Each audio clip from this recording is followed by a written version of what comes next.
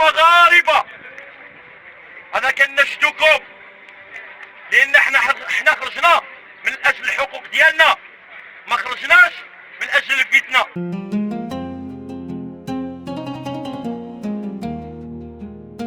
كنمشي كنديروا الزياره، ولكن اخر زياره درناها في العيد، عيد الفطر الماضي، يعني عيد الصغير درناها ولقيناه مزيان، زعما ماشي انسان مزيان، هو دائما بداك العناد، بداك المعنويات، بداك بحال سابقا عنده تما مكتبه. انا فين ما كاينش كتاب في المغرب ديتو له لا كيقرا وكيدير الرياضه وكيحاول يدير شي حاجه اخرى.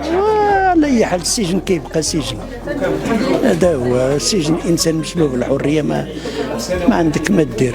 هذا خصهم يطلقوه، قبضوه هو ظلما، حاكموه ظلما، فاصدروا الحكم في حقه ظلما، لهذا خصهم يطلقوه النبي عليه السلام. لان من بعد تبين انه كان يعني لم يكن انفصاليا، ولم يكن عبثيا، ولم يكن